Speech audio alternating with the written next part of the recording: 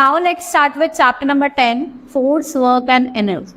In this chapter we will study about force. हम कुछ effects of force देखेंगे, types of forces, work, machines, energy के बारे में.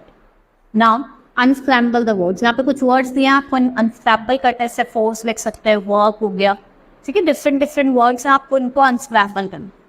Force की बात करते हैं, you may have noticed that activities like throwing a ball, moving a chair, put the ball and the chair in the motion. Similarly, moving ball stops its motion when we catch it. So effort is needed to put the object into a motion और to stop it. Effect लगता है. और जो ये effort होता है ये किस फॉर्म में होता है? पुश और पुल के फॉर्म में होता है. और जो पुश और पुल होता है ऑब्जेक्ट का, उसे क्या कहा जाता है? फोर्स कहा जाता है. Now effect of the force. An object can move by a force. You apply force to a table when you push it. Table moves if the force is sufficient. अगर फोर्स sufficient है तो table move करेगी. A tree branches are moved by the force of wind. और जो force of flowing water है वो propels the boat forward. और जो बुलक कार्ड है वो अप्लाई करता है फोर्स. जब आप किक कर रहे हैं फुटबॉल को, देखा है ना, तो बॉल भी क्या करते हैं? मूव कर. Force can stop a moving object if you put a hockey stick in front of a moving ball. देखो फोर्स क्या करता है? मूविंग ऑब्जेक्ट को स्टॉप करता है. भैया आप हॉकी बॉल है, उसके आगे हॉकी रख दीजिए तो वो स्टॉप हो जाएगी. तो फोर्स क्या करता है? मूविंग ऑब्जेक्ट को स्टॉप करता है. Force can change the direction of the moving ball. Force क्या करता है? डायरेक्शन को चेंज करता है. अब बॉल को आपने मारी, आपने क्या करा? लेफ्ट साइड में, डायरेक्शन चेंज हो गई उसकी. तो क्या करता है? डायरेक्शन को चेंज कर. Force can be applied to change the shape of the object. देखो उससे क्या कर सकते हैं? आप शेप भी चेंज कर सकते हैं. आप दबा दीजिए बॉल को, स्क्विज कर दें, उसकी शेप क्या होगी? चेंज हो जाएगी. Now types of forces. Different types of forces पढ़ेंगे. Frictional force, gravitational force. Now सबसे पहले हम पढ़ेंगे frictional force. When object moves और rubs over another object, force act between that. जब ऑब्जेक्ट मूव करता है या फिर हम रब करते हैं दूसरे ऑब्जेक्ट के साथ, वो क्या करता है? एक फोर्स एक्ट करके हम फ्रिक्शनल फोर्स कहते हैं. It always work against motion and this means that it slows down motion of a moving object और वो फाइनली क्या करता है? Stop.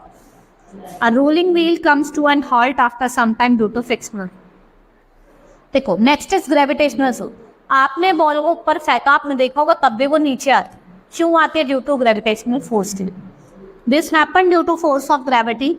The force by which the earth pulls other object toward itself is called gravitational.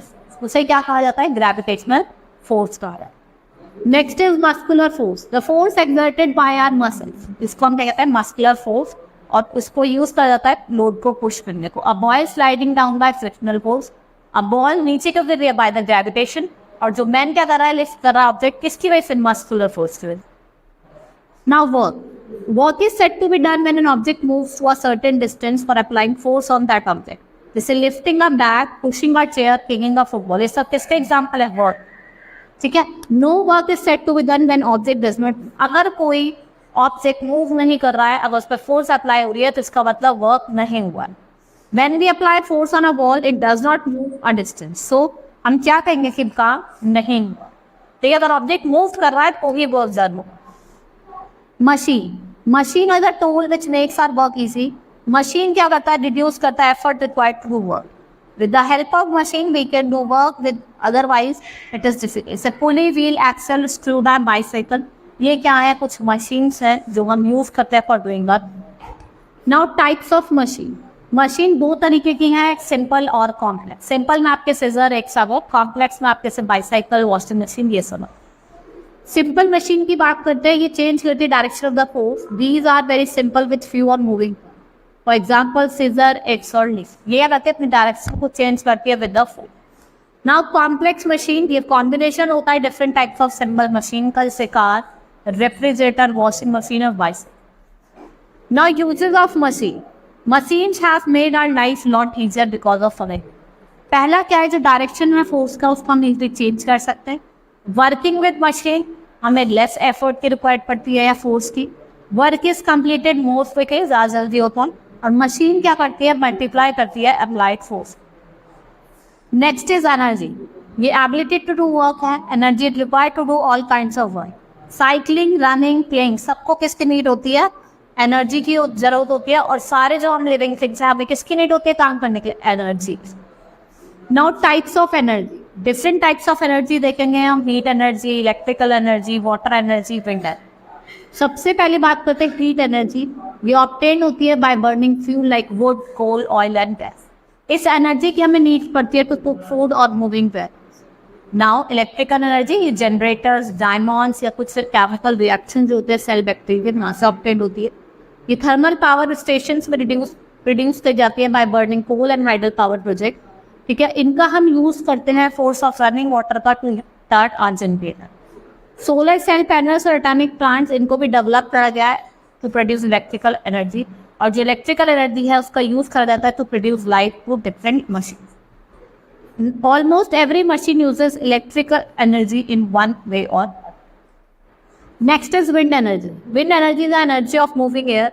The blades of windmill are rotated by wind energy. इसका use करा जाता है to generate electricity और to pump water energy.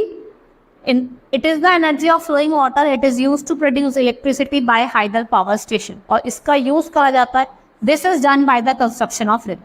Water energy को हम कैसे निकालते हैं? by the construction of dams. Now muscular energy, इसको स्टोर करा जाता है ह्यूमन मसल्स में, बर्ड्स में और एनिमल्स में। देखो विंड मिल को विंड एनर्जी, वाटर से इलेक्ट्रिक एनर्जी प्रोड्यूस, और मस्कुलर एनर्जी हमें फुल करना है।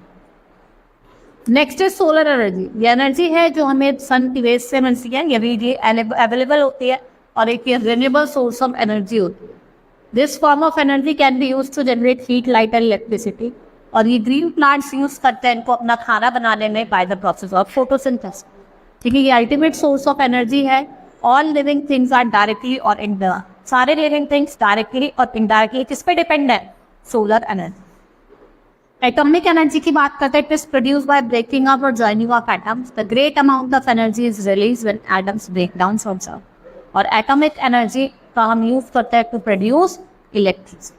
ठीक है, chapter has been completed. We have studied about different types of energy. हमने वर्क देखा, पुश देखा, फोर्स देखा, एफर्ट देखा। Hope you understood the chapter. That's all for today. Thank you.